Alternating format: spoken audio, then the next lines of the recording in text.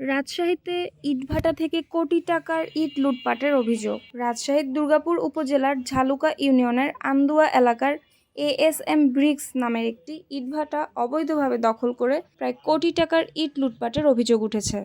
বুধবার বেলা 11টার দিকে এমন ঘটনার সুষ্ঠু বিচার চেয়ে সংবাদ সম্মেলন করেছেন ঝালুকা ইউনিয়নের ভুক্তভোগী ওই ইটভাটার মালিক মোহাম্মদ আশরাফ আলী।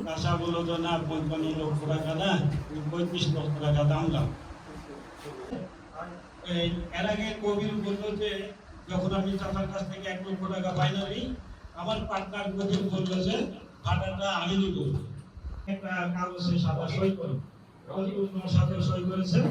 আর আমি তখন কবির আমরা অনেক লোকজন তাও 100 লোকজনকে ভাড়া, তখন আমরা 1-150 লোক যে ভাড়াটা উদ্বোধন করতে আসলাম কবির সহ এবং আমি থাকলো।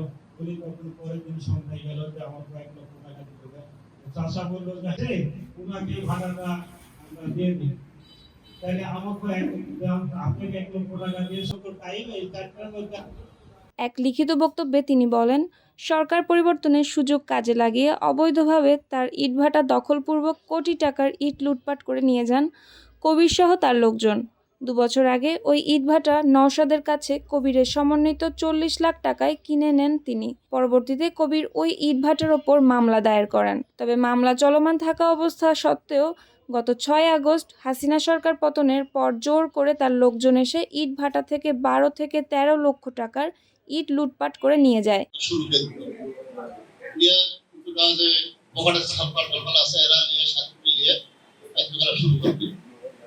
তারপরে এই ঘটনার মামলা চলছিল চলাকালীন কম ছিল, এরা ওই যে 5 তারিখে আমাদের প্রধানমন্ত্রী সহিতার পরে 6 তারিখ থেকে ব্যাখ্যা শুরু করলো।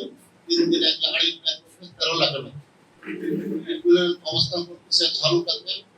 আর এখানে এসে ওদা গাড়ি কিছু মাহিন্দার গুণা আছে। আর পরে 22 তারিখে ব্যাখ্যা কাঁসা করে দিছে। পবিত্র আসলে ঘাটার মালিক হলে 20 লাখ টাকা, 20 লাখ টাকা দিতে পারে, তার রেট ছিল 20 লাখ টাকা। সেই ইটগুলো কবির দুর্গাপুরের কুহার, ঝালুকা, গোদাবাড়ি সহ বিভিন্ন এলাকায় বিক্রি করে। প্রশাসনের কাছে সুষ্ঠু তদন্তের দাবি জানিয়ে অপরাধীদের বিচার দাবি করেছেন ভুক্তভোগী আশরাফ আলী।